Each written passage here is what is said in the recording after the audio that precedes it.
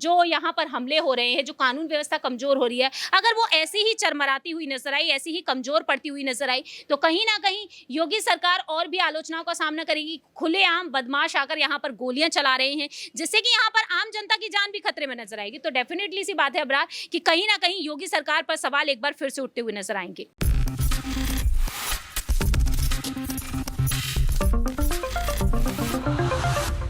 Next 9 news में आपका बहुत बहुत स्वागत है। मैं हूं आपके साथ अबरारुल हक रहमानी। मेरा खास प्रोग्राम मुद्दा आज का हम बात करेंगे चंद्रशेखर रावण पर हुए उस हमले के बाद क्या राजनीतिक फिजा उत्तर प्रदेश की बदल रही है।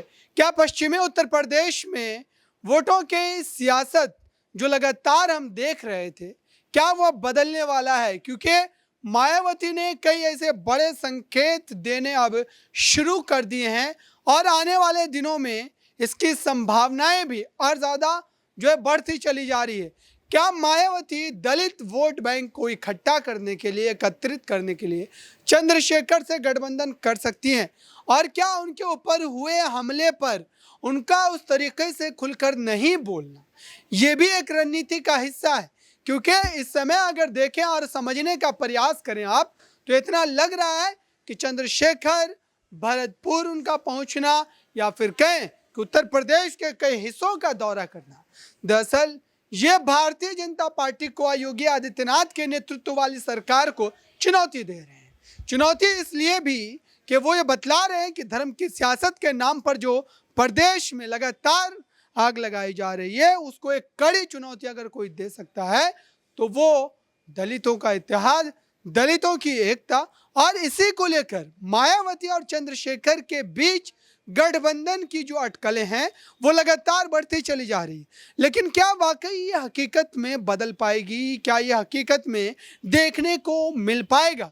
यही कई बड़े सवाल है जिसको लेकर उत्तर प्रदेश की सियासत काफ़ी ज़्यादा गर्मा गई है। तो इसी मुद्दे पर अपने सहयोगी से जानने की कोशिश करेंगे कि ये जो राजनीतिक गलियारों में अफवाहें फैल रही है, यह वाकई ये सच्ची खबर है, और अगर इसमें दम है तो उत्तर प्रदेश में 2024 लोकसभा चुनाव में चंद्रशेखर और मायावती की ये जो जोड़ी है, जिसके बनने की तमाम कवायद चल रही है, इससे कितना डरना चाहिए योगी आदित्यनाथ को, जो कि प्रदेश में अपनी सत्ता को लेकर काफ़ी ज़्यादा इस वक्त सेटिस्फाइड नजर आते हैं। क्या वाकई चंद्रशेखर और मायावती के बीच गठबंधन की अटकलें जो है वो सही है? देखिए, गठबंधन की जो अटकलें वो तेज हुई हैं, वो इस वजह से हुई हैं क्योंकि चंद्रशेखर आजाद ने हाल ही में अपने इंटरव्यूज में अपनी बातें रखी हैं। उनका कहना यहाँ पर साफ तौर पर रहा है, उन्हें बुआ जी संबोधित करते हुए नजर आते हैं। दूसरी ही तरफ ये कहते हैं कि वह उनकी माँ के समान है। लेकिन यहाँ पर चंद्रशेखर आजाद का ये भी कहना रहा कि वो उनकी माँ के समान है, उन्हें तो बुरा भी नहीं लगता, अगर मैं मर भी जाता तो भी बुरा नहीं लगता। लेकिन दूसरी ही तरफ वह कहते हैं कि जरूर उनकी कोई मजबूरी रही होगी, इसी वजह से वह अपनी बात नहीं रखी, इसी वजह से वह इस पर कोई बयान नहीं दिया, कोई भी प्रतिक्रिया नहीं आई। लेकिन दूसरी ही तरफ 2 दिन पहले भी उन्होंने एक इंटरव्यू दिया, जिस इंटरव्यू में उन्होंने अपनी बात रखी कि आज भी वह इंतजार करते हैं, कहीं ना कहीं आने वाले समय में, भविष्य में मायावती आकर खुद कह सकती हैं कि वह चंद्रशेखर आजाद को अपना बेटा मानती हैं और वह कहेंगी आगे आकर कि अब वही उनकी पार्टी को संभालेंगे। यानी कि ये बहुत ही बड़ी बात कही है चंद्रशेखर आजाद ने, जिससे कि साफ तौर पर जाहिर होता है कि गठबंधन की अटकलें तो तेज होना ही होना है, क्योंकि चंद्रशेखर आजाद ने एक संकेत दे दिया है कि मायावती अगर चाहें यहाँ पर गठबंधन की कोशिश करना या फिर एक छोटी सी भी पहल होती है तो कहीं ना कहीं यहाँ पर गठबंधन के लिए चंद्रशेखर आजाद भी तैयार हो जाएंगे, क्योंकि आज भी उन्हें इंतजार है। और इसका सबसे बड़ा फायदा इस वजह से होगा इस गठबंधन का, क्योंकि दलित समुदाय को मायावती संभाल रही हैं, चंद्रशेखर आजाद संभाल रहे हैं, तो एक बड़ा वोट बैंक वह मिलकर उत्तर प्रदेश की सियासत में संभाल सकते हैं। दूसरी तरफ मायावती का रुख राजस्थान पर है, चंद्रशेखर आजाद का भी है।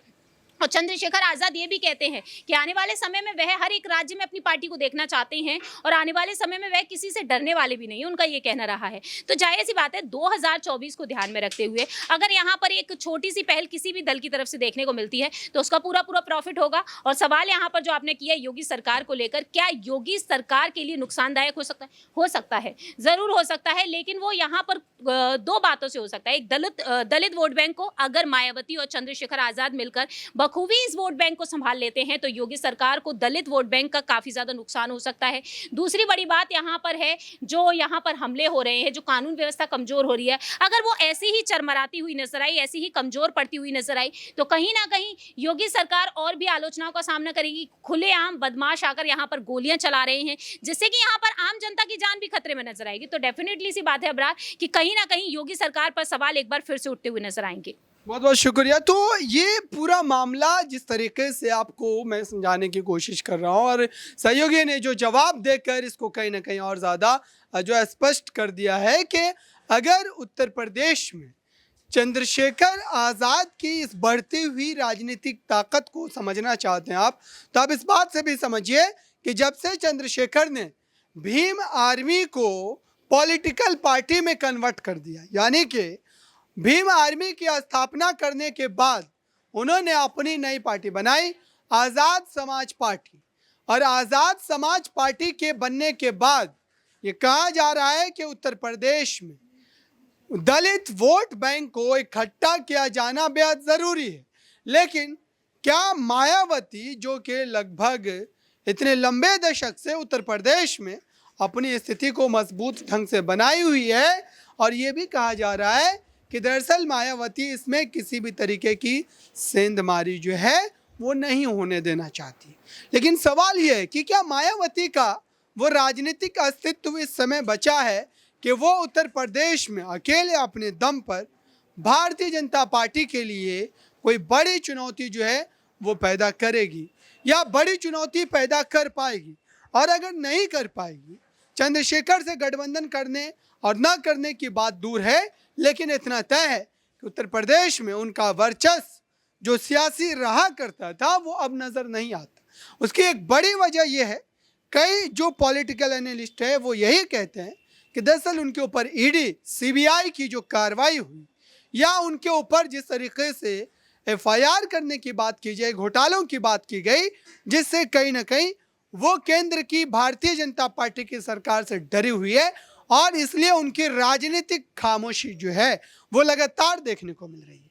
ये आरोप उन पर लगातार साधे जाते हैं। विपक्ष के कई बड़े चेहरे इस तरीके से उनको अंडर एस्टिमेट करने की कोशिश करते हैं, लेकिन अब चंद्रशेखर और मायावती के बीच इत्तेहाद की खबरें, गठबंधन की खबरें आम हो चुकी है और चंद्रशेखर भी उत्तर प्रदेश में जो है कहीं ना कहीं इस हमले के बाद खुद को उस बड़े चेहरे के रूप में प्रस्तुत करना चाहते हैं। और यही वजह है, चाहे वो अखिलेश यादव की बात हो, मायावती की बात हो या फिर कांग्रेस पार्टी के बड़े लीडरों की बात हो, बड़े चेहरों की बात हो, वो तमाम अब उनके संपर्क में हैं।